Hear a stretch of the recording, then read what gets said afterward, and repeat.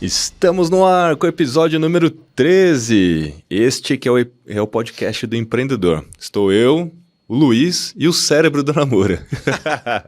Estamos aqui bem acompanhados para a gente falar sobre um tema que, poxa, daria 3 horas aqui de podcast. Vamos tentar fazer isso o mais rapidamente possível, né, Namura? Qual é a sua expectativa para hoje? Hoje o tema é sobre B2B versus B2C. Qual a sua expectativa? Cara, legal estar aqui com todos vocês mais uma vez, cada vez mais crescendo essa audiência do podcast O Cérebro do Namura.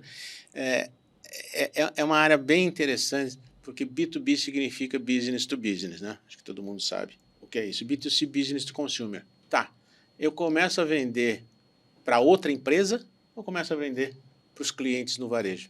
O que é melhor? Acho que é isso que a gente vai tentar responder. Vamos tentar responder. Até porque tem muitas perguntas, inclusive tem uma surpresa no final do Pinga Fogo, calma lá que eu vou chegar lá. Bom, estamos aqui com o nosso querido Albert e também o nosso querido Albert e o aplicativo, né? Porque esse é um podcast apoiado e patrocinado pelo Albert, é um oferecimento do Albert. O Albert que é um aplicativo de cashback, mas vai muito além do cashback, porque além de você comprar e ganhar cashback, toda vez que você indica para um amigo, um familiar, todas as vezes que eles compram através do aplicativo, você também ganha cashback, ganha comissão a partir da compra deles. E para sempre, enquanto isso durar. Então é muito legal. Eu mesmo já estou fazendo minhas compras lá, viu? Então eu vou fazer um pouquinho mais de jabá aqui hoje, porque eu vi sobre alimentação, vi sobre pet, eu vi entretenimento, decoração, e eu comecei a ficar cada vez mais interessado em fazer todas as minhas compras lá, porque, puxa, é cashback. Vai além do dinheiro no bolso, né? Indicando. Então, gente, quando você baixa o aplicativo, está em todas as App Stores, quando você baixa o aplicativo e vai se cadastrar, ele vai pedir um campo lá, código convite. Usa o código convite podcast. O link está aqui na tela e tem também o QR Code aí para você baixar facilmente. Vamos lá. Vamos começar aqui nosso primeiro bloco de inteligência sem vaidade. É esse bloco onde a gente fala um pouco mais sobre os conceitos para alinhar as pessoas, né? E eu vou começar já te perguntando, na sua opinião, né? Quais são as vantagens de atuar no B2B e no B2C? Mas por alguns ângulos. Ângulo de mercado, de produto, do próprio marketing, né? Tá. E aí, por fim, eu vou vir com outro tópico ainda em cima dessa pergunta. Então vamos lá, como você disse, dá para falar 3 horas, vamos tentar falar isso aqui em 10 minutos, ou o que seja. B2B, business to business, é uma empresa vendendo para outra empresa. B2C, business to consumer, é uma empresa vendendo para consumidores. Os dois são válidos. Mas o que você tem que pensar é, primeira coisa, que tipo de produto você tem? Ele serve para o B2B ou só serve para o B2C? Vou dar 2 exemplos aqui. Você vende turbina, você tem uma empresa que faz turbina. Não vai dar para vender no B2C, né? A não ser que apareça um louco querendo comprar uma turbina. Você vai vender para outras empresas. Então aí já está decidido, não é B2B ou B2C, é B2B e fim de papo. Uhum. Por quê? Porque o teu mercado consumidor só são outras empresas. Você é um fornecedor de uma empresa para outras empresas. Muito bem. Um outro produto, tinta. Tinta as empresas compram para pintar o que elas têm que pintar nas empresas, mas você também compra para sua casa. Então, você pode vender para o B2B ou B2C. E lá na frente ainda vou falar do B2G, que é to government, mas deixa para depois. Então, a primeira decisão que você tem que tomar é o meu produto, para que mercado que ele atende. E aí você já vai começar a decidir. Se ele só atender um dos mercados, é para ele que você vai vender. Se você for vender, sei lá, algodão doce, é difícil você vender para uma empresa algodão doce, a não ser em momentos de festa. Então, o mercado consumidor daquele produto já indica para quem, se você vai atuar no B2B ou B2C. E assim, né, só para lembrar, em episódios anteriores a gente já falou sobre como você identifica oportunidades de mercado, por quais caminhos você pode ir. Perfeito. E obviamente ao identificar a oportunidade, criar uma solução para aquele problema, você já está ali encaminhando ou para um ou para outro, né? Perfeito. Bom, vamos imaginar então agora que você tem um produto que sirva no B2B e no B2C. Vamos pegar tinta porque é um produto fácil das pessoas raciocinarem. Se você for começar no B2C, você tem que atender o varejo, é muita gente. Como é que se atende tanta gente? Normalmente com as mídias sociais, hoje em dia, com marketing digital, ou com o marketing que a gente fazia antigamente, rádio, folheto, panfleto, flyer, televisão, outdoor, buzzdoor. Ou seja, você tem que se comunicar com a massa, onde a massa está. E isso tem um custo geralmente elevado, a não ser que você vai se comunicar numa região muito pequenininha. Aí você vai fazer panfletagem, por exemplo, flyer, folhetos, e distribuir ao redor do seu local. Se é um restaurante, quem sabe você distribui ali ao redor e consiga ir adiante. Mas geralmente o B2C, se você tem uma dimensão que você quer atingir muita gente, você vai gastar muito dinheiro. Então, esse é a vantagem. Você pode ter muitos consumidores, mas você também vai ter um gasto em termos de comunicação bastante elevado. Já no B2B, então, a vantagem é atingir muita gente, a desvantagem é custo de comunicação elevado, para atrair os seus leads, os seus possíveis compradores. No B2B é o contrário. Você precisa gastar menos. Por quê? Se você vai vender para empresas, quem sabe empresas na tua região, são 10, 15, 20, 30 empresas, você pode fazer isso por telefone. Liga para cada uma dessas empresas, oferece o teu produto, né? Chega lá e aí você vai negociar. Então, o gasto com comunicação é bem menor. Mas qual é a desvantagem? Uma empresa vai ter alguém que compre. Se for grande, vai ter um departamento de compras. Essas pessoas, no decorrer do tempo, aprendem a negociar. Então, as suas técnicas de negociação têm que ser apuradas, porque você vai trabalhar do lado de lá com um negociador profissional. No B2C é quase tabela de preço, muitas vezes nem se mexe, né? Não tem muito essa negociação. Eu acho que negociação no B2C é diferente. Na realidade, a pessoa às vezes pede um desconto, isso, aquilo, já está dentro forma do de seu pagamento, modelo, né? É forma de pagamento, é desconto, mas vai depender muito da tua oferta. Se a tua oferta for boa e vantajosa para a pessoa, você não entra muito nisso.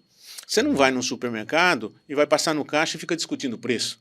Você não negocia escopo. Você não negocia esse tipo de coisa. Sim. Então, são coisas totalmente diferentes. Então, eu te diria, no B2B, os teus custos para comunicação são inferiores e as tuas habilidades de negociação têm que ser mais trabalhadas. No B2C, você não precisa de tanta habilidade de negociação, mas você precisa de comunicação para atrair o seu lead e converter com a tua oferta. Então, os teus custos para fazer isso são maiores. Ah, mas hoje tem marketing digital. Marketing digital tem custo, companheiro. Com certeza, com certeza. Tem gente que gasta 1 milhão para fazer lançamento de produtos. Então, você pode gastar 5 mil, 10 mil, mas tem custo. O Google Display é a maior televisão do mundo, né? Então, você está fazer o display, colocar as tuas comunicações, as tuas mensagens no Google, em vários sites que ele coloca para você, com a ferramenta Google Display, você vai pagar por isso. Não, e lembrando que a gente tem que estar onde as pessoas estão, né? Exatamente. Temos que pescar onde os peixes estão. E hoje as pessoas passam muito mais tempo na internet do que em outros meios. Sem dúvida. Então, de fato, é um meio importante para estar. Não é nenhuma opção, na minha opinião, né? Tem que estar lá. E, obviamente, que não é de graça, né? Então, a gente está falando do display, como você bem colocou, no próprio Instagram, Facebook, né? Tem modelos de mídia paga e para que você possa aparecer, de fato, Perfeito. para aquele público-alvo, mesmo se você for um negócio local. Perfeito. Né? Coloca a sua geolocalização, o seu endereço e atinge ali num raio de 1 quilômetro alguma pessoa. Né? Perfeito, perfeito. Então, se você me perguntar, não sei se você vai me perguntar, mas já estou me B2B ou B2C? Vai estudar qual é o teu produto, vai estudar qual é o teu mercado e veja qual é o tamanho do seu bolso. Se você puder atuar nos dois, né? Se você só puder atuar num, então não são essas as considerações. Mas o tamanho do bolso, quanto você tem para investimento, vai determinar muito. Você pode começar num setor, B2B, ver se as coisas funcionam e depois fazer uma pivotagem no teu produto, no teu serviço e no B2C.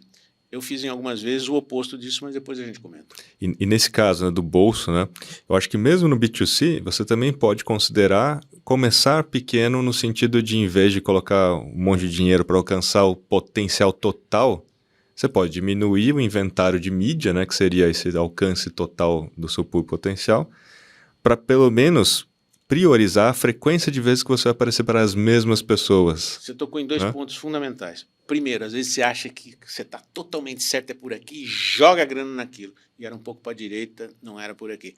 Então você gastou uma verba ferrada em alguma coisa para descobrir que aquilo não funcionava. Então gaste pouco.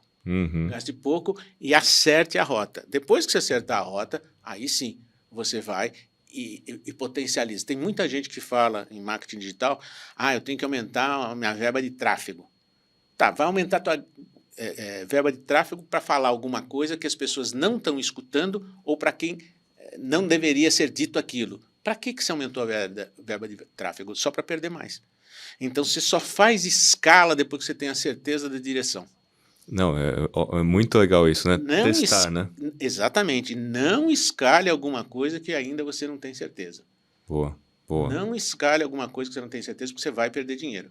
E essa é a mentalidade de growth, né? Quando a gente fala de growth, de crescimento, né? Crescimento constante, é você ter essa metodologia de testar, aprender, né? Com erro ou com acerto. Perfeito. Acertou, aumenta um pouco ali a verba, ou É abre um isso. pouco a torneira, né? Errou, você já sabe pelo caminho no qual não fazer, né? Perfeito. Só que esse erro não é tão óbvio muitas vezes, né? Porque às vezes a gente só olha o último clique daquele usuário. Então, assim, puxa, eu investi no Google, né?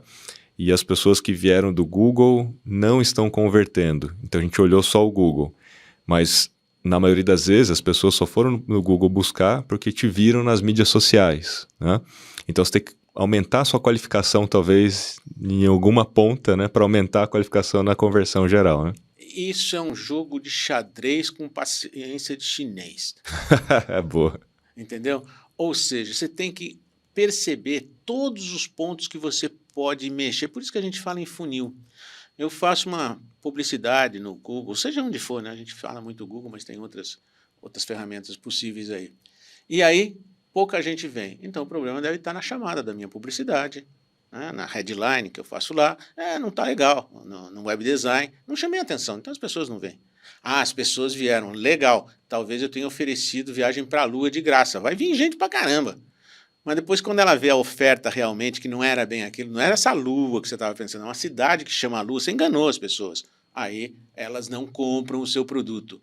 Então você tem que ver em cada instante por essas métricas que a gente tem, né? Uhum. CPL, CTR, CR, CAC, e outras métricas que a gente ainda vai falar bastante quando falar de marketing digital, onde essa métrica está fora do padrão de mercado.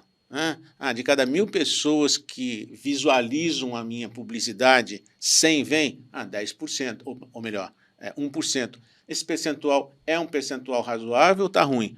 Se está ruim, então tem que mexer na chamada da publicidade. E você pode fazer isso não numa escala de milhão, você pode fazer isso numa escala de centena. E aí você gasta pouco e descobre a métrica. Quando você descobre a métrica correta, você fala, acertei. Você vai acertando uma atrás da outra. É trabalhoso, por isso que eu falei. É um jogo de xadrez em que você vai mexendo em cada botãozinho. Eu mexo na headline, eu mexo na lead, eu mexo no web design, eu mexo na minha oferta. Enfim, eu vou mexendo em várias coisas. Eu tenho inside sales depois, se a pessoa chegou lá no checkpoint, no checkout e não converteu, eu tenho uma equipe que vai conversar com esse cara, falar, escuta, você não converteu por quê? Olha, bloqueou meu cartão, então você vai lá e ajuda o cara. Então você tem que saber onde as tuas métricas estão fora de um certo padrão. Aí tem um padrão universal? Não, não tem um padrão universal. Depende do teu produto, depende do teu segmento, enfim, mas você descobre. Quando a gente estava com as nossas escolas para varejo, eu tinha a seguinte métrica, de cada 10 pessoas que vinham uma publicidade nossa, 3 vinham até as nossas escolas. 30% aproximadamente. E dessas 3 que vinham, uma se matriculava. Mais 30%. Então eu tinha o 3 em 1 e 3 em 1. O seu funil estava ali. Estava ali o meu funil. E aí você se comparava consigo mesmo histórico. Exatamente. De vez em quando, dava 3 em 1, ou dava 5 em 1, errei na publicidade, errei na comunicação. De vez em quando dava 2 em 1, nossa, acertei. E aí ia ver a pessoa do Inside Sale que estava lá, a menina que fazia a matrícula, algumas faziam 4 em 1, quer dizer, o pitch dela não estava muito boa. Outra fazia 2 em 1. Nossa, essa menina está com um pitch, ensinava a outra o melhor pitch. É uma busca constante dessa melhoria da eficiência no sentido de melhorar estas métricas mexendo em cada ponto. Não tem livro que vai te dizer qual é a mensagem que você emite que dá o retorno que você deseja.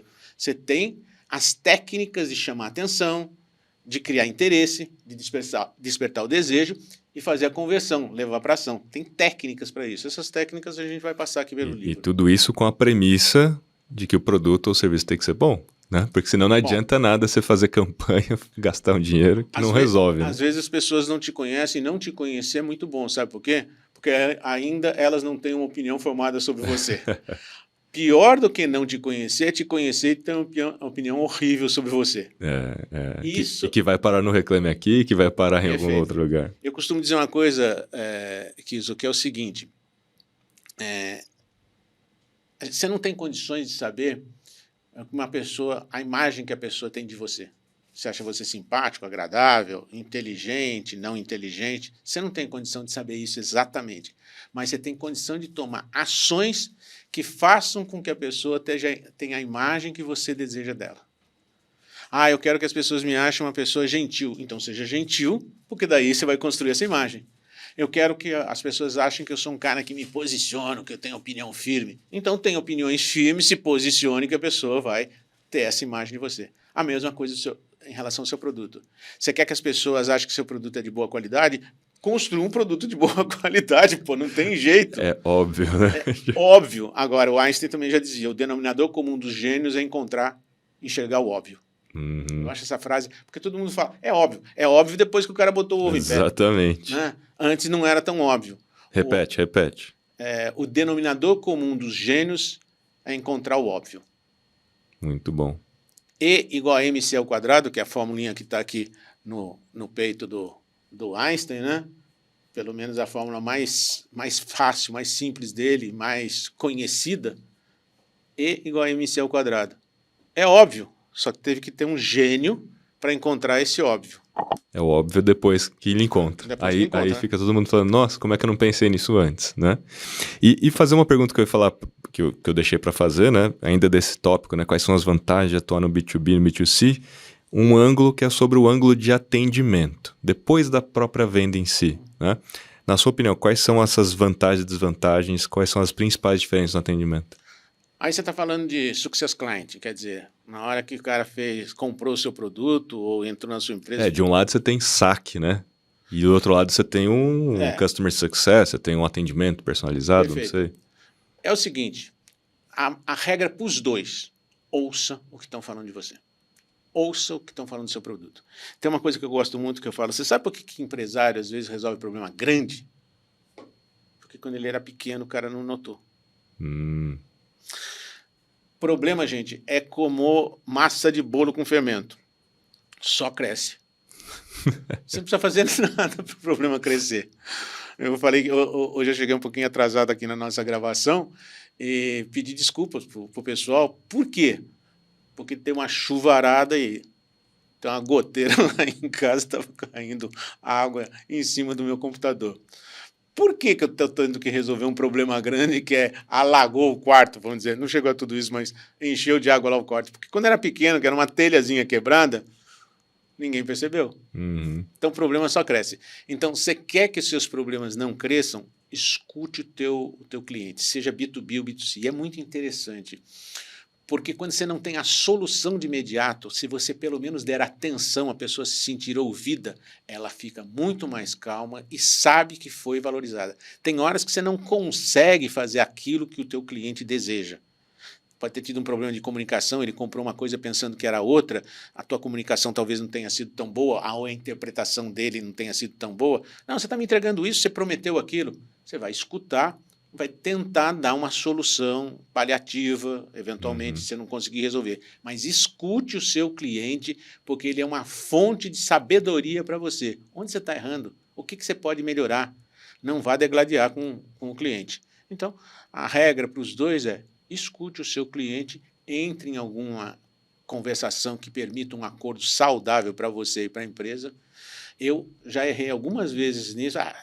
Camarada não sabe o que está falando, fizemos tudo por ele. Tá bom, você fez tudo, faltou uma coisa, escutá-lo.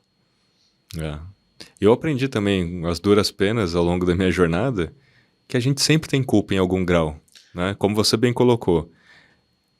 Não, porque ele entendeu errado. Tá, então a culpa é sua que você não fez uma comunicação mais clara, mais direta. Em algum nível você também tem culpa. Eu só trocaria a palavra de culpa para responsabilidade. Responsabilidade, né? boa. Fica uma coisa assim, a responsabilidade da comunicação é sempre do comunicador. Se a pessoa não entende o que você falou, é porque você cometeu algum vacilo na comunicação.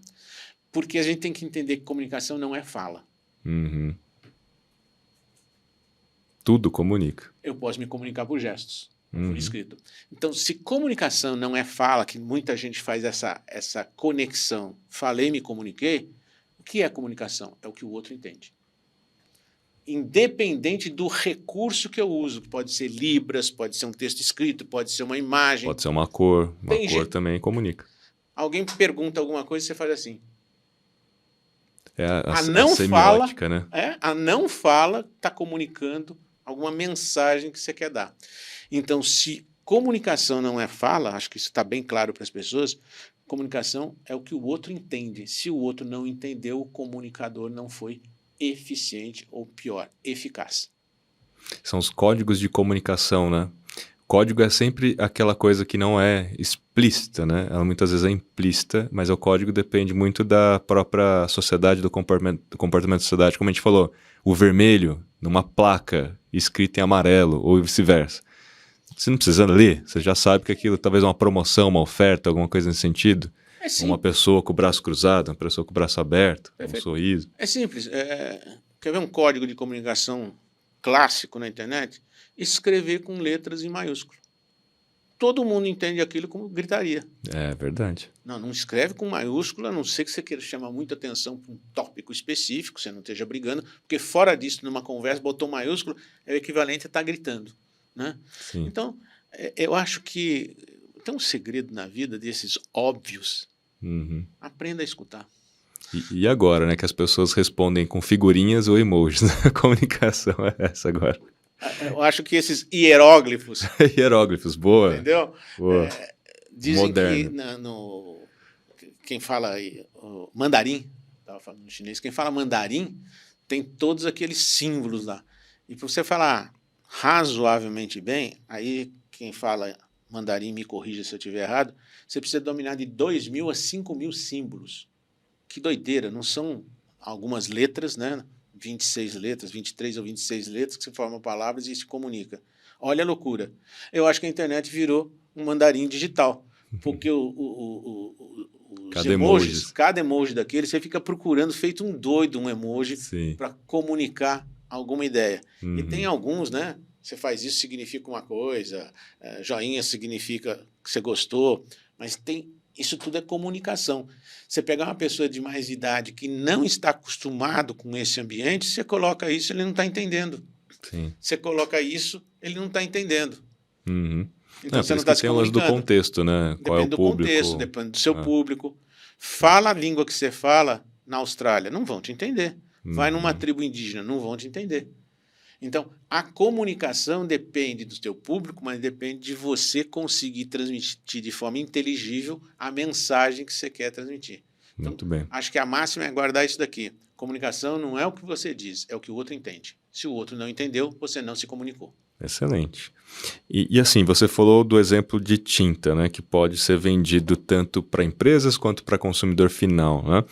Mas nessa situação, na sua opinião, como que o empresário deve considerar o foco, né? Porque ele deve focar mais em um e mais em outro. O que depende dessa escolha? Porque trabalhar com os dois igualmente parece falta de foco, né? Não, aí você tem que tomar o seguinte cuidado. Digamos que esse teu produto consiga atender público de varejo, B2C e B2B. Forme equipes diferentes. É raríssimo alguém que desenvolve a negociação adequada, a conversa, o pitch para B2B e para o B2C e conseguir desempenhar adequadamente. Você vai criando padrões mentais de fala e de resposta, de contorno de objeções, que servem para um segmento, mas não servem para outro. Aqui nas nossas empresas, quem trabalha em B2B ou B2G é só B2G. Quem trabalha em B2C é só B2C, porque no fundo tem um consumidor ali na frente, que seja uma empresa ou seja uma pessoa física. Mas o modo de conversar com essa pessoa, o modo de contornar as objeções, o modo dela reagir à tua fala é totalmente diferente. No B2C, o cara, às vezes, de um valor razoável, ele toma a decisão sozinho. No B2G, tem que passar por uma sequência de pessoas ou de departamentos para tomar uma decisão. Existem vendas no B2G que demoram 1 ano e meio, 2 anos. Olha só, se o camarada for ansioso, ele morre de ansiedade. Né? Então, o segredo é equipes diferentes para públicos-alvos diferentes. E se a equipe for equipe, você começa num setor, estrutura, cresce, cria padrões, cria modelos, treina pessoas e vai para o outro setor. Mas eu estou perdendo tempo. Não. Você está fazendo uma coisa que tem que ser passo a passo. Não dá para abraçar o mundo. Então, não comece nas 2 áreas, para começo, estou falando a palavra começo. Sim. Não comece nas 2 áreas ao mesmo tempo, que provavelmente você vai se dar mal. É melhor você dominar uma área primeiro para Sem depois ter os dúvida. recursos para você expandir aquilo. Né? Sem dúvida. E hoje, como tem muita concorrência, dominar uma única área não é fácil. Você Não tem é que estudar fácil. muito, você tem que se aprofundar. Nós não estamos na época em que a demanda era maior que a oferta. Acabou isso. A oferta hoje é maior do que a demanda. Falando nos tempos bem atuais aí, da época da Covid, o que aconteceu? Todo mundo ficou em casa.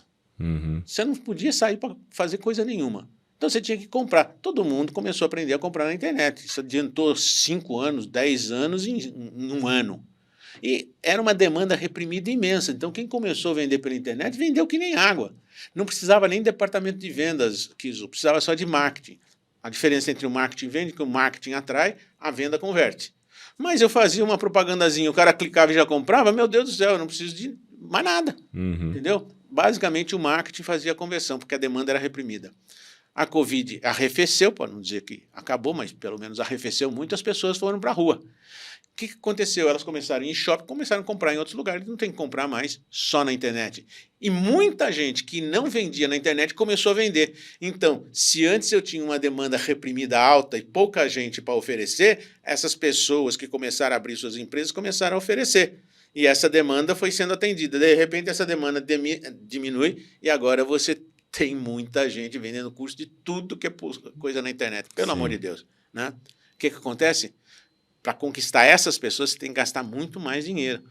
Teu CAC vai crescendo, o custo da tua lead vai crescendo. E aí você tem que entender como é que você sai dessa sinuca. Nós vamos dar algumas Ou dicas. você vai brigando por preço, que é a saída sempre mais fácil, né? E a mais errada. E a mais errada, porque você entra no espiral negativo sem fim. Sem fim. Sem fim, até Você quebrar o não negócio. faz isso. Você vai ter que achar um diferencial do seu negócio para aumentar, para manter o seu público satisfeito e com uma margem saudável. Tem uma empresa que foi comprada pela HP chamada Compaq. Antes era uma empresa separada da HP, depois a HP comprou e ele tem os computadores Compaq. Eu trabalhei com essa empresa há muito tempo atrás e Compaq vinha de compatibilidade, o nome, e Q de qualidade. Qual era a máxima da Compaq? Ela nunca disputava preço. Ela lançava um produto com algumas novidades nesse produto, em computação, computadores. E aí ela tinha um preço diferenciado, mais alto, porque ela tinha imagem colorida, ela tinha multimídia, sempre indo na fronteira da tecnologia. Quando os outros começavam a chegar perto dessa fronteira da tecnologia, que ela teria que brigar por preço, o que ela fazia? Colocava um outro benefício que os outros produtos não tinham. Sempre procurando diferencial, sempre diferencial. Então, o que te dá margem de lucro saudável é um diferencial valorizado pelo seu público. Você não tem o diferencial, você vai brigar por preço. E aí, brigar por preço, companheiro, chega uma hora que você não aguenta e você quebra. E para, assim, né, na sua experiência, indo já para o nosso segundo bloco aqui, né, firmeza sem arrogância. Na sua experiência, é mais fácil a gente criar diferenciais no B2B ou no B2C? É difícil nos dois. Nos dois, a diferenciar é sempre uma missão. Cara, é uma missão árdua. É. Você quer vender, sei lá, roupa. Como é que você vai criar um diferencial nisso daí? Não é fácil. Normalmente você vai criar o diferencial se você entender todo o processo. Eu falei, acho que numa das nossas, talvez tenha sido na passada, o processo de cebola, né? Lembra que eu falei nisso? O que é cebola? Você tem 3 níveis de comunicação que você faz quando você fala com o teu público. O que ele compra, o que você faz, como você faz e por que você faz. Quando você fala o que você faz, eu faço celular. Porra, tá cheio de gente que faz celular. Uhum. Como eu faço? Eu não uso mão de obra escrava. Opa, já é um diferencial. Tem uma empresa de moda, que eu não vou citar o nome, que deu uma série de problemas depois que as pessoas descobriram que ela estava usando, ou pelo menos saiu isso, que ela estava usando mão de obra quase que escrava. Isso deu um problema na marca fora do comum. Então, o que eu faço? Celular. Como eu faço? Faço isso não agredindo o meio ambiente, não uso mão de obra escrava, legal. Por que eu faço? Porque eu quero dar às pessoas liberdade de comunicação em qualquer lugar do mundo, com qualquer pessoa do mundo. Eu crio esse porquê, esse propósito. O diferencial que agrega pessoas, agrega lovers para você, É lá no centro da cebola. É o porquê. Não é o quê, não é o como, é o porquê. Então você vai ter que descobrir por que você faz aquilo e criar um movimento para que as pessoas que se identifiquem com esse seu porquê participem desse movimento.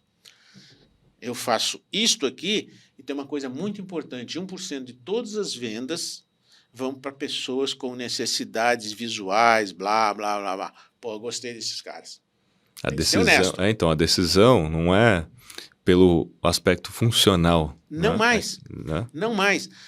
Por que não é pelo aspecto funcional? Porque está tudo muito igual. Exatamente. Comoditizou tudo. Né? Comoditizou tudo.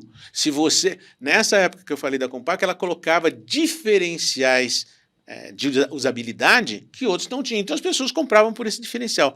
Mas quando esse diferencial de usabilidade começa a ficar difícil de encontrar, porque todo mundo faz igual, você tem que entrar um nível. Como eu faço isso? Né?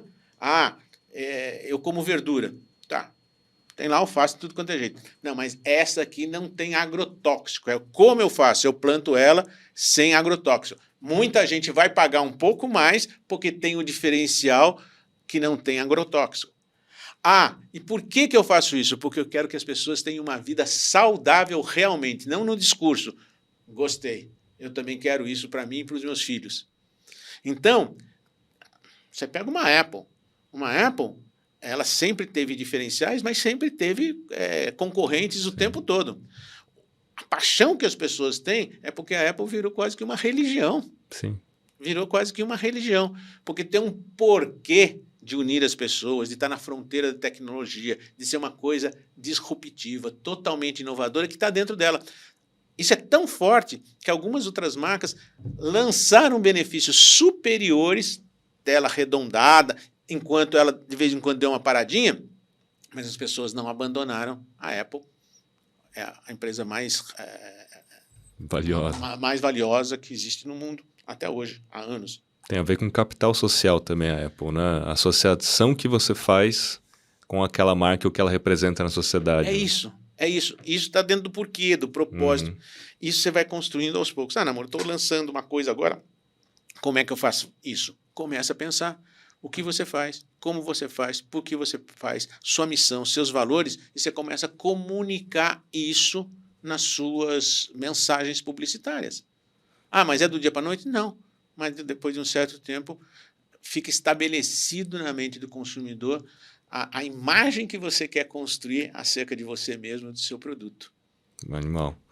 E para você, né, quais são os desafios de escalar o negócio? Porque assim, no B2B, em tese, como você colocou no começo, talvez é um mercado menor, vale a pena ir fazer um marketing direto, às vezes pegar o telefone e tudo mais, parece ser menos escalável, né?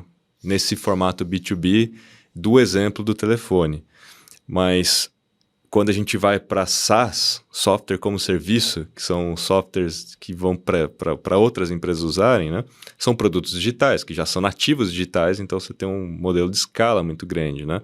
E no B2B, no B2C, você tem também produtos físicos de varejo, que você tem um desafio de escala, de logística, distribuição, produção, né? Ao mesmo tempo também que a gente tem produtos para as pessoas físicas, como um curso, né? Um produto digital, que é muito mais fácil de escalar. Mas nessa sua experiência e na sua jornada de empresa, né? O que foi mais fácil, o que foi mais difícil escalar? B2B ou B2C? Eu vou primeiro definir a palavra escalar. Você pode escalar numericamente, número de clientes, ou escalar financeiramente. Óbvio que escalar numericamente, ou seja, o número de consumidores que você tiver no B2C, é mais fácil do que escalar numericamente o número de consumidores que você tem no B2B. Tem mais gente do que empresa. Né? Quando eu falo financeiramente, essa palavra escala já toma uma outra conotação. Eu posso ter um único negócio que me dá mais do que 1.000 negócios, 1.000 consumidores no B2C. Ok? Nos dois casos, escalar está preso às pessoas perceberem valor naquilo que se oferece. Quando as pessoas percebem valor, você tem várias formas de escalar. Então eu vou na sua casa e presto um serviço de alta qualidade para você, arrumando lá, é B2C, mas eu sou um prestador de serviço. Você acha maravilhoso. Sabe o que eu faria para escalar sem custo algum? Kiso, por gentileza, você gostou do serviço que eu prestei para você? Gostei. Não sei se você sabe, mas eu vivo de indicações, as pessoas indicam o meu serviço. Você poderia indicar 2 ou 3 amigos que você tenha para eu ligar para esses amigos, dizer que fiz um bom serviço ou você me ajudar nisso? Você acha que as pessoas vão te ajudar nisso? Certeza absoluta. Sabe por quê? Essa é a lei da reciprocidade. Você faz alguma coisa muito boa para alguém, ela se sente grata e quer te recompensar fazendo alguma coisa por você. A gente está andando aqui, toca o telefone, aconteceu alguma coisa lá na sua residência, com o teu filho, fala, Kiso, não se preocupa, vou mandar um motorista ir lá e pegar o garoto lá na escola, que ele está sozinho, eu sei que você se atrasou aqui por minha causa, não sei o que lá, me deixa fazer essa gentileza para você. Tem nada a ver com a nossa relação profissional, mas foi uma cortesia tão grande que isso não sai da sua cabeça. Vai chegar uma hora, você vai contar em algum podcast, pô, eu estava com um cliente assim, ou tal, você não sabe o que ele fez. Você falou de mim para 500 pessoas, 1.000 pessoas, 10.000 pessoas. Então, escalar, você só consegue escalar se as pessoas falarem bem de você. Não tem outro jeito. Você também escala para o lado errado, né? Cancelamento. É. Então, tanto faz no B2C e no B2C, o segredo todo está em prestar um serviço ou vender um produto de tão alta qualidade que as pessoas falam bem. Eu acabei de falar aqui da Apple. Eu podia ter falado outro, eu não estou recebendo, não tem jabá nenhum para falar da Apple, porque eu sou meio apaixonado. Podia ter, né? Mas podia não tem. ter, né? Eu sou meio apaixonado, como muita gente é apaixonada. Quantas pessoas estão me escutando e de repente falam, pô, que legal, quero dar uma olhada nisso, já tenho gosto e teve a validação por alguém que elas eventualmente confiem. Então, escalar significa colocar mais recursos para fazer a tua comunicação chegar a mais pessoas e essas pessoas, quando vão confirmar aquilo que elas escutaram, elas, na confirmação, vão lá no Reclame Aqui, não tem muita coisa no Reclame Aqui não, ou não tem nada. Sempre você vai ter uma outra coisa. Significa elas comprovam que aquilo que você está dizendo é verdadeiro. Quando você compra um app, tem lá aquelas estrelinhas, 1, 2, 3. Você não olha, você tem dois recursos ali, 2 aplicativos, fazendo basicamente a mesma coisa, pelo menos a mesma promessa. Um está com 2 estrelinhas, outro está com 4,5 estrelinhas. Em qual que você vai? 4,5. 4,5 estrelinhas. Num restaurante, um está meio vazio prova social, né? e outro está meio bombado. Está razoavelmente bombado. Você prefere muitas vezes esperar para entrar naquele restaurante do que não esperar para ir no outro. Então, qual é o valor que está em jogo aí? O tempo que você espera ou a qualidade do serviço que você vai receber, da comida que você vai comer? Então, escala significa atender bem. Por isso, comece pequeno, melhore o seu produto, melhore o seu serviço, melhore o seu atendimento, faça com que aquilo fique o máximo possível redondo, pegue testemunhos das pessoas e aí comunique isso. E na sua opinião, isso tem a relação com a experiência, que é vender uma experiência no fim do dia acima de um produto ou um serviço, né? Mas é certeza absoluta. Porque o atendimento conta para a experiência, porque quando a gente fala da qualidade, não é só a qualidade do produto esperado, né? Não. É de toda a jornada. A experiência em todo o processo. Em todo o processo. Essa coisa da qualidade do produto, quer, não quer, tem quem quer, isso daí é lá atrás, né? Ford falava, você pode ter qualquer cor de carro que você quiser, desde que seja preto. Só ele fazia carro, basicamente, e a cor que ele pintava era preto para ter economia de escala. Então, pô, agora fala isso hoje para ver se você vende um carro. Não vende. É experiência, é como ser tratado. Esse final de semana eu tive numa padoca aí, deu uma confusão no sistema e atrasou um pouco meu pedido. Aí eu chamei o rapaz e falei, a culpa não é minha, tá lá, o sistema não funcionou. Eu achei isso de uma falta de treinamento dessa pessoa, eu não deixei barato. Aí veio um outro assim, doutor, o senhor está tendo algum problema? Eu falei, não tem problema, é que atrasou um pouquinho. Só me desculpe, o nosso sistema saiu do ar, nós estamos fazendo tudo manual, o senhor está vendo que está cheio de gente, mas eu queria lhe dar essa. E me deu lá um petit four, enquanto o senhor está esperando, está aqui para o senhor brincar aí com a fome um pouquinho, não passar tanta fome. Porra, um petit four, cara. Foi nada. Não foi o petit four que o cara me deu. Foi a conversa, o diferencial no atendimento. Os dois da mesma empresa, um me atendeu muito mal e o outro me atendeu muito bem. Esperei com tranquilidade e feliz. Simples. Quer um bom diferencial? Mete um sorriso no rosto. mete um sorriso no rosto, seja atento com as pessoas gostam de ser bem tratadas. O diferencial muitas vezes está, de fato, nos detalhes, né? É sempre no detalhe, porque Sim. está todo mundo competindo, um faz uma coisa, o outro faz parecido, o outro faz igual e vai indo. Então, nesses pequenos detalhes, você tem o diferencial. Eu costumo falar para a minha equipe, a gente se compromete com algumas coisas. Se chegou nesse momento de atender o compromisso que você fez, você não conseguiu por algum motivo, não se esconda. Vai falar, olha, aconteceu isso, eu não consegui, mas se você me der mais 24 horas, eu vou fazer isso acontecer. Enfim, dê atenção para a pessoa, converse com a pessoa e negocie aí com a pessoa. Esse é um tremendo diferencial. Uhum. E nessa questão, né, de desafios de escalar, eu tenho uma pergunta bem particular, que é sobre a forma de pagamento, né? Porque a forma de pagamento no B2B, muitas vezes, é pagamento para daqui 60 dias, 90 dias, e muitas vezes você, enquanto fornecedor, precisa de capital de giro para conseguir manter o negócio, porque você vai receber daqui sei lá quando, né? Ou antecipar aquilo de alguma forma pedindo dinheiro emprestado. Isso, na sua opinião, né, pode quebrar um negócio se as pessoas não souberem gerir bem? Porque isso é muito uma característica do B2B, e cada vez mais as empresas que estão contratando estão jogando lá para daqui um ano você vai receber o negócio. Olha, tem duas coisas que quebram a empresa. Duas, essencialmente. A gente pode ficar aqui falando que quebrar a empresa, tem uma pancada de coisas, mas duas coisas essencialmente quebram a empresa. Falta de cliente. Você gasta e não tem o cliente. Então você vai quebrar. Ou mesmo tendo cliente, fluxo de caixa negativo. Ou seja, você faz muita despesa antes para receber lá na frente. Tá bom, eu vou receber lá na frente. Na linha do lucro, quando você faz as contas lá, vai dar lucro, porque o que tem para receber é mais do que eu tenho para pagar. Então vai dar lucro. Mas o fluxo de caixa é negativo. Eu gastei 100 mil hoje para receber 120 daqui a 6 meses. Só que os 100 mil eu preciso de dinheiro para pagar. Se eu não tiver não tiver esse capital de giro, eu vou quebrar. Então, você vai ter que negociar para aguentar esse gap entre a despesa e a receita.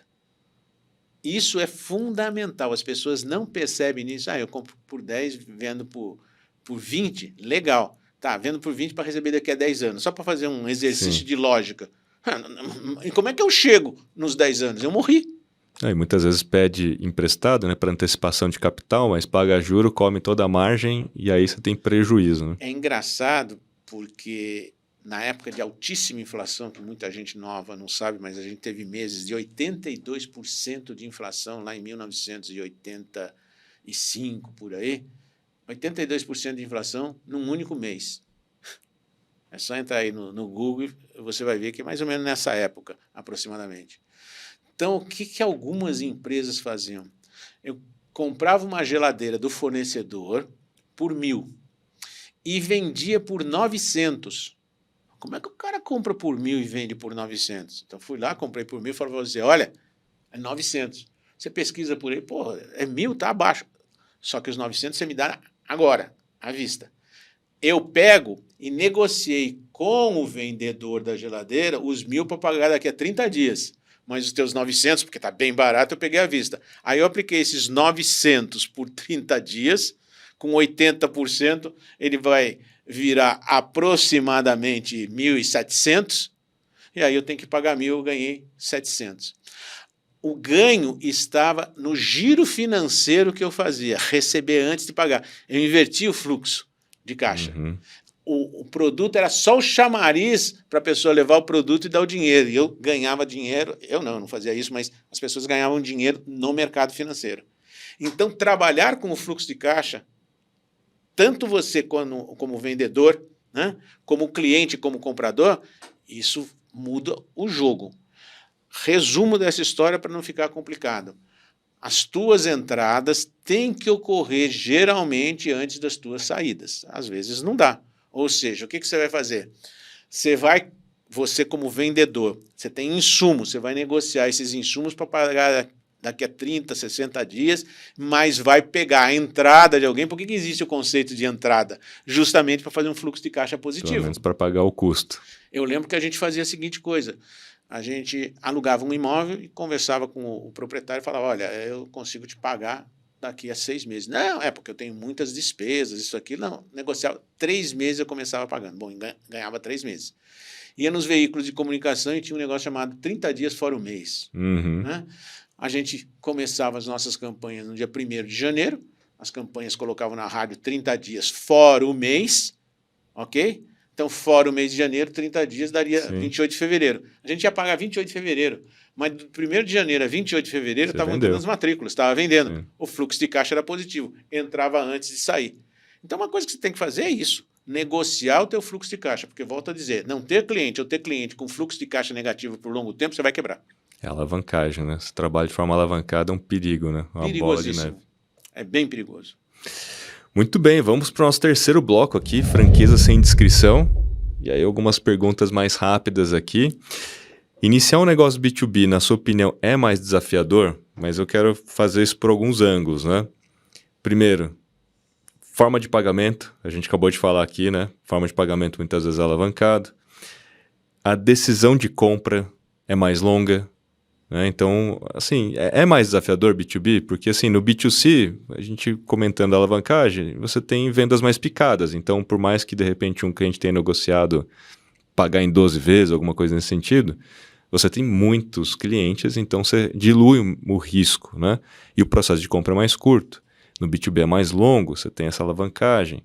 E com relação ao ticket médio, ou o tempo mesmo de fechamento, os decisores, né, a quantidade de gente envolvida.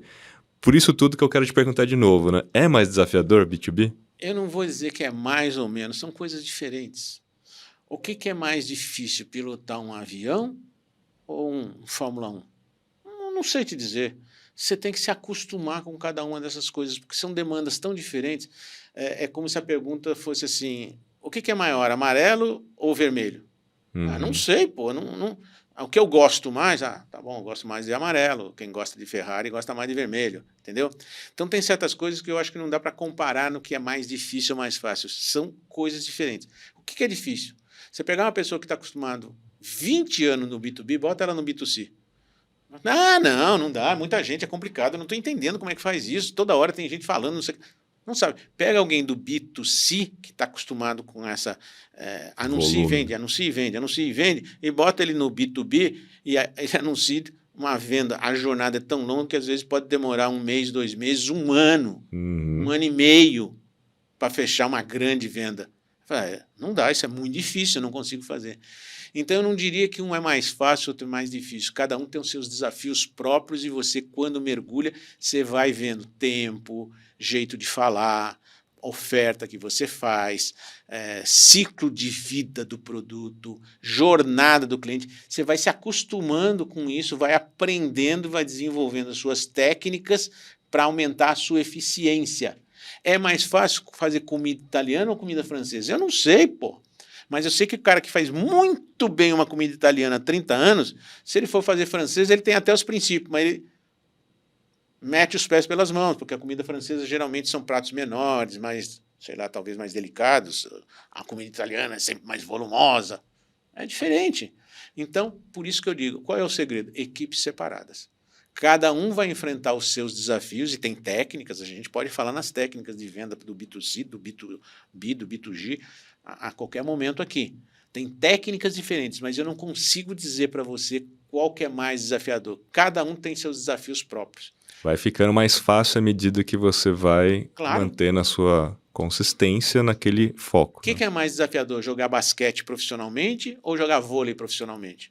Não sei. O jogador de basquete, quando vai para o vôlei, geralmente vai se dar mal. O jogador do vôlei, quando vai para o basquete, geralmente vai se dar mal.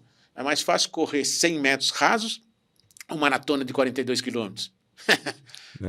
Por isso a importância do foco e das equipes separadas ao longo do tempo, né? É esse o conceito. Para você, de fato, virando mestre naquilo. Mestre naquilo. Você vai aumentando a sua eficiência, que é fazer bem feito aquilo que você se propõe a fazer. E aí vai ficando mais fácil, né? E aí depois fala assim, não é fácil. É fácil para aquela pessoa que está há anos, décadas naquilo, né? Fazendo a mesma coisa, né?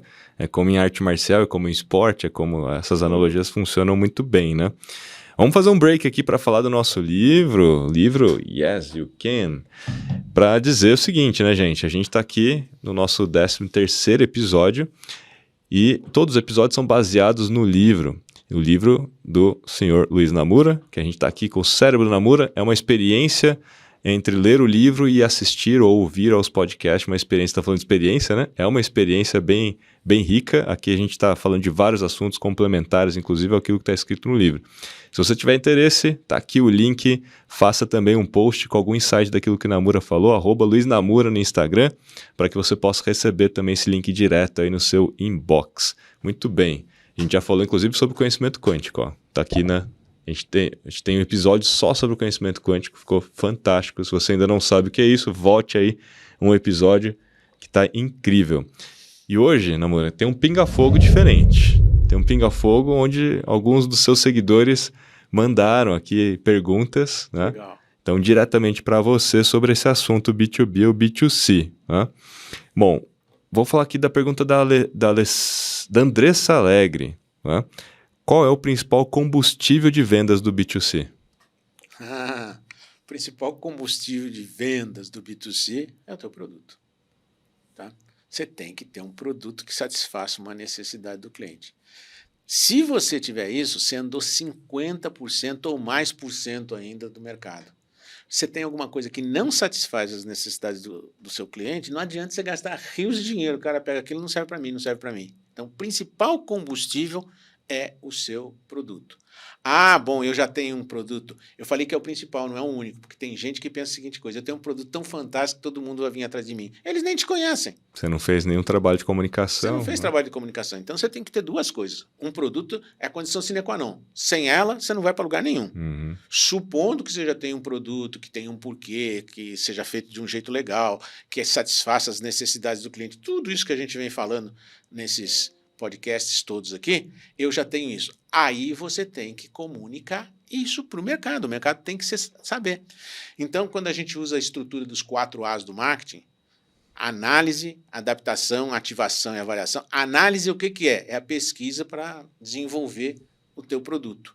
A adaptação é a construção do seu produto em si. Eu fiz uma pesquisa, né, como se fosse o P&D das empresas, pesquisa e desenvolvimento.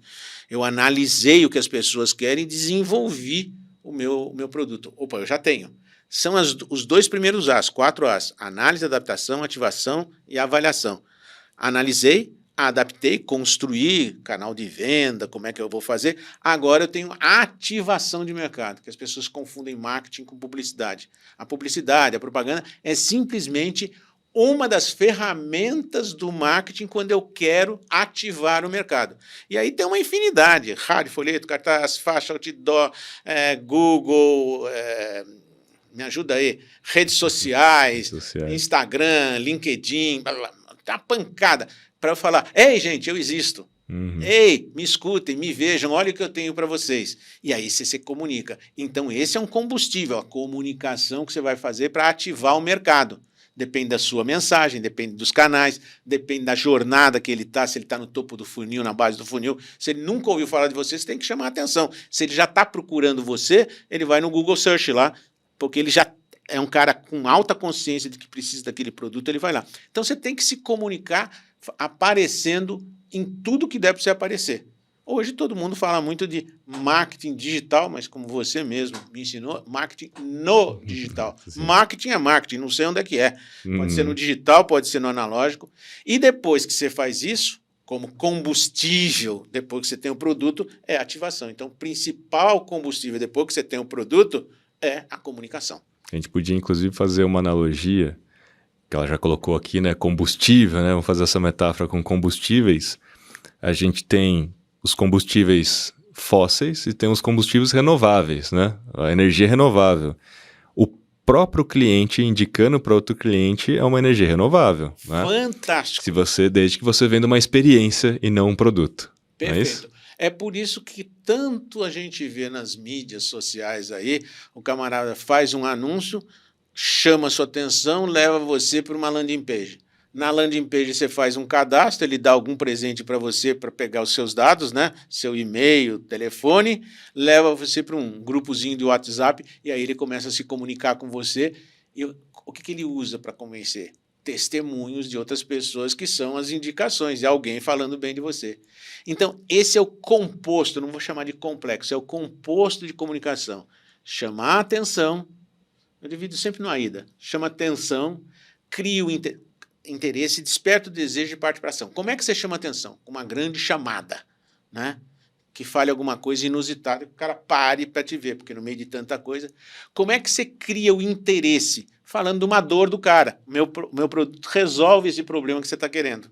Como é que você desperta o desejo? Mostrando, enfim, a tua solução. Se antes você falou da dor, agora eu falo da solução. Problema, solução. Está aqui o meu produto, olha o que ele faz. Tudo isso que você estava querendo, está careca, está aqui o meu produto que aumenta os seus fios de cabelo, engrossa os fios de... Ah, que legal. E onde eu compro? Está aqui a oferta. É sempre isso. Atenção, interesse, desejo e ação. Grava essas 4 palavrinhas. AIDA. AIDA. Atenção, interesse, desejo e ação. É isso que você tem que fazer. Tem mais uma pergunta do Rodrigo Salles, mas a gente já respondeu. Então, só para citar aqui, fazer uma menção honrosa ao Rodrigo, ele perguntou, né? Trabalhar com B2C dá mais trabalho do que do B2B? A gente respondeu, a gente já falou sobre isso. E aí, tem mais uma da Andressa Alegra. A Andressa estava empolgada aqui, né? Quais são os fatores que influenciam o processo de compra do B2B? Aí vamos falar de processo de compra. Excelente. No B2B, as análises vão ser mais técnicas. Eu costumo dizer que a maioria das compras, ela é 80% emocional e 20% racional. Inclusive compras que você imagina que são extremamente técnicas, por exemplo, aplicação numa bolsa de valores. Você acha que isso é uma coisa totalmente racional. Não, tem um ramo desta área chamada da área financeira, chamada finanças comportamentais. Olha o nome, finanças comportamentais. Parece que é uma coisa esquisita. Não. Onde as pessoas perdem muito dinheiro? Elas compram quando está subindo, porque todo mundo está comprando, ela escuta, ela vai lá comprar. E quando está caindo, ela fica com medo e vende. Então, ela compra na alta e vende na baixa, vai perder dinheiro. Por quê? Porque isso é um comportamento de manada do ser humano. Ele vai onde todo mundo vai. É só você ver. Às vezes você vai virar para a esquerda num local e todo mundo vai virando para a esquerda lá atrás. E tem uma pista da direita que também chega. Efeito manada. As pessoas têm a tendência de seguir o comportamento dos outros, por isso finanças comportamentais. Isso é tão forte que muita gente perde dinheiro em bolsa de valores por conta disso. Você tem que fugir disso, você tem que ser mais racional. Onde a racionalidade aparece mais? No B2B do que no B2C. No B2C, a tendência é você conquistar a pessoa pela emoção. No B2B, tá certo que são pessoas que vão decidir, mas o camarada tem processos numa empresa, ele é um comprador profissional, então ele vai analisar custo-benefício, ele vai analisar qual é a segurança que o teu produto oferece, ele vai analisar uma série de fatores que não são fatores que são relacionados aos impulsos de compra, a emoção e a racionalidade. Então, qual é a diferença? No B2C, você conquista as pessoas muito mais pela emoção e justifica depois pela razão. Você persuade pela razão. No B2B, normalmente ocorre o oposto. As pessoas racionalizam mais, porque elas precisam prestar contas para alguém, e aí, depois que ela adquire aquilo, a emoção ela leva em consideração como é que ela foi atendida por você, coisas que não são tão tangíveis pelos números. Então eu diria que no B2C a compra é essencialmente emocional, justificando pela razão, e no B2B a compra normalmente é mais racional, tem o componente emocional, e um pouquinho menos emocional, porque são pessoas também, diria. E o emocional, no caso do B2B, ele conta ao longo do processo de execução do serviço para renovação, né? Muito. Esse é o processo de renovação. Muito. Ele já comprou, agora é como é que você entrega a user experience, a experiência que ele tem com aquilo que comprova aquilo que a racionalidade diz para ele que ele deveria fazer. E hoje em dia é cada vez mais importante, né, a gente se preocupar de fato com o lifetime value, né? E que tem tudo a ver com esse componente que você colocou, de você entregar uma excelente experiência e que vai ser cada vez mais emocional aí nesse sentido. A melhor compra que um cliente faz de você não é a primeira, é a segunda. É a segunda. Provou, né? Provou, gostou e quis mais. E conquistar um novo cliente é de 5 a 17 vezes mais caro do que fazer uma segunda venda para o mesmo cliente que você fez a primeira venda. Então, trate bem o seu cliente, porque ele é teu patrão, ele é teu chefe. Cliente é ouro, ouro puro. E se você gastou tanto para conquistá-lo, vai perder? Sim. E é o seu melhor vendedor no fim do dia, como a gente já falou aqui, né? Você tocou no ponto que leva à indicação.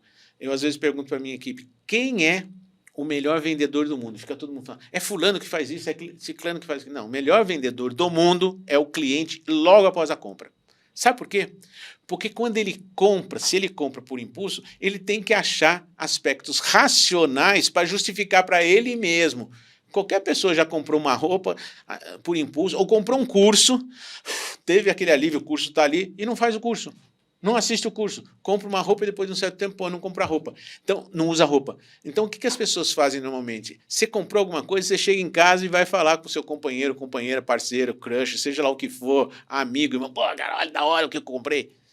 E você sai justificando aquilo para você, mostrando para o outro. O que você está fazendo? Você está vendendo para o outro. Quantas vezes a gente não pega a tela do celular aqui, abre a tela do celular... Kiso, você já viu esse aplicativo? Cara, da hora. Eu acabei de baixar, comecei a usar. Porra, fantástico, cara. Baixa aí. O que eu estou fazendo? Estou vendendo para você. Sim. E o dono do aplicativo não me pagou nada para eu falar isso. O melhor vendedor do mundo é o comprador logo após a compra. Inclusive nas mídias sociais, né? Um conteúdo criado pelo próprio cliente, compartilhando a experiência que ele teve com o produto ou com o serviço, tem 8,7 vezes mais chance de afetar a decisão de compra de um outro consumidor do que um post de um macro influenciador que de repente ganhou dinheirinho para fazer um publi ali, né? Olha só. Porque ele é mais próximo, né? É como eu, assim, ele está na mesma tribo, né? E as pessoas tendem a confiar mais, é mais autêntico, né? Mais seguro ir por aquele caminho, né? Perfeito. Bom, temos mais uma pergunta aqui do Misael Franco. E ele faz uma pergunta assim, né? Que eu vou mudar um pouquinho a pergunta dele. Ele perguntou, qual é o melhor para se trabalhar? B2C ou B2B? Vou mudar um pouco a pergunta assim, né? Você já trabalhou com os dois e ainda trabalha com os dois. O que você prefere? Trabalhar com B2B ou B2C? Os dois. Eu sou apaixonado, por exemplo, por uma venda longa, que se você vai fazendo a coisa aos poucos, vai mostrando valor, chega uma hora a pessoa fala, olha, não tem como ficar sem vocês. Eu tenho exemplos clássicos de clientes que estão comigo há 18 anos. Caramba, 18 anos. Ou mais. E hoje eles falam, não tem como. Vocês fazem as coisas tão bem feitas, tão perfeitas, que é um prazer estar com vocês. O cara não fica me dizendo se é caro, se é barato. A gente demonstra que é justo e ele está sempre com a gente. Então, isso é um prazer muito grande. Do outro lado, fazer muitas vendas rapidamente, o que acontece no B2C, também é muito empolgante, porque cria um ambiente de competição sadia na empresa. Fechei essa venda, fechei aquela. As pessoas têm que entender que vender é uma arte e não é encher o saco do cliente. Não é ficar atrás do cliente. É ir lá porque você percebe que o cliente, você criou um produto que você acha que resolve o problema. Vamos supor que ele resolva mesmo. Estou partindo dessa premissa de sinceridade, de integridade. O que você está fazendo quando você vende? Você está apresentando a solução para o problema que o cara tem. Porque você construiu o produto para resolver o problema dele, não era isso? Não foi esse o seu moto principal? Ah, eu queria ganhar dinheiro com isso. Tá bom, mas só ganha dinheiro se você pensar no cara, no problema que ele tem. Eu costumo dizer, pare de olhar para o seu umbigo e olhe para o umbigo do cliente. Bote foco não no cliente, bote foco no foco do cliente. Qual é o foco do cliente? É o problema que ele quer resolver, a necessidade que ele tem ou o desejo de ter alguma coisa que ele sonha. Quando você vai lá e apresenta isso, você não está enchendo o saco dele, você está sendo útil. É nobre isso, apresentar isso para a pessoa e resolver um problema que ela tem. Deu lá um vazamento na minha casa. Se vier alguém e falar, deixa comigo que eu resolvo isso, o cara está vendendo? Não, ele está resolvendo um problema meu. É lógico que eu vou remunerar o cara. Então, na hora que você muda o mindset aqui, que você é um cara que é um resolvedor de problemas, é um cara que satisfaz necessidades e desejos, isso é maravilhoso. Aí tanto faz ser no B2B ou no B2C. Os dois têm desafios e os dois têm bônus fantásticos. É isso. Vou trazer aqui uma frase do Junior Achievement. A vida é um caminho, não um destino. E você é o arquiteto do seu caminho. Comente. Cara, é fantástico. Eu vou complementar isso com uma frase que a melhor forma de prever o futuro é construí-lo. Construindo. Então, se você quer alguma coisa agora, no próximo ano, comece a construir agora. Planeje para executar no próximo ano, e aí você vai ter os resultados que você quer. Aqueles que você está sonhando hoje, você vai ter lá na frente porque você planejou e executou. Então, você é o arquiteto do seu caminho, você é o arquiteto do seu caminho, eu sou o arquiteto do meu. Como é que eu faço essa arquitetura? Pensando onde eu quero chegar, desenhando uma trajetória que pode ser construir um produto e começar a vender esse produto, colher os frutos e chegar onde eu quero. Onde você quer? Você quer viajar? Você quer comprar uma casa? Você quer pagar o estudo dos seus filhos? Você quer trocar de carro? Não sei o que você quer. Para isso, você tem que ter uma trajetória que você vai seguir conquistando coisas passo a passo para chegar no teu objetivo. E quem constrói isso é você. A gente está aqui para te ajudar. Só isso. Muito bem. E assim encerramos nosso 13º episódio do Cérebro do Namura. Esse foi um episódio sobre B2B versus B2C, mas acho que ficou muito claro que, obviamente, existem diferenças, né?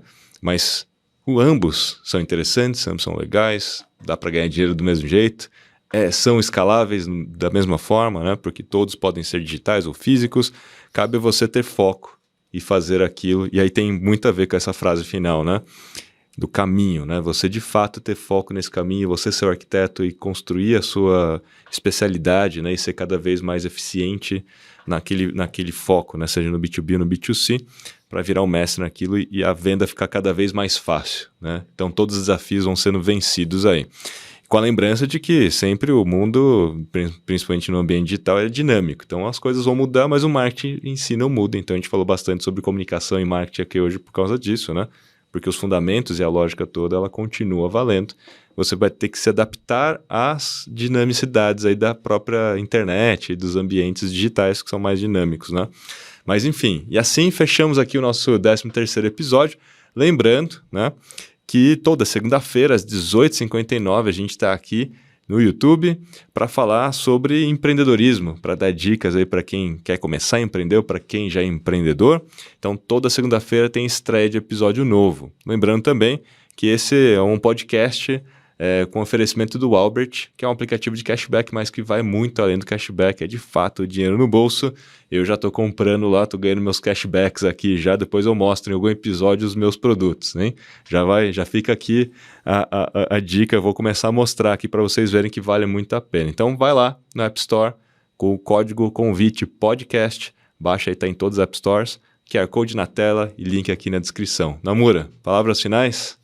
Bom, muito obrigado mais uma vez, é uma delícia estar aqui falando desses aspectos que a gente fala de empresa e acho que a gente está construindo um arcabouço de ideias, de sugestões que as pessoas que estão seguindo a gente vão poder pegar esses vários episódios e sorver daí informações que podem te ajudar a empreender. Nós vamos falar de muita coisa, nós vamos falar uma coisa que todo mundo quer saber sobre marketing digital, tem muita coisa sendo dita sobre marketing digital que já não é mais válida, tá? Mas as pessoas estão vendendo isso. Então a gente vai explicar para você tudo o que você precisa para ter uma empresa, montar uma empresa. Isso é um arquivo que fica aberto para você seguir e tirar suas dúvidas aí. Como é que você contrata a gente, como é que você cria um produto, como é que você testa o produto, como é que você comunica esse produto no mercado, como é que você monta uma equipe, como é que você remunera essa equipe. É muita coisa. Então, fica aí como um pseudo, vamos dizer assim, MBA em empreendedorismo, que é o que a gente está tentando fazer aqui e espero estar te ajudando. Eu fiz um post recentemente falando sobre o podcast, né? O Brasil é o país número 1 que escuta podcasts e assiste a podcast. É um fenômeno já aqui no Brasil, né? E muita gente nos comentários fala, porque o povo brasileiro não tem o que fazer, né? Tem muito podcast, pensando no podcast como uma forma de entretenimento puro, né? E na prática não, né, Namura? Esse podcast aqui ensina demais, né? Vale muito mais do que aulas em faculdades e MBAs. Então, fica aqui a dica, continua acompanhando a gente e até o próximo episódio. Valeu!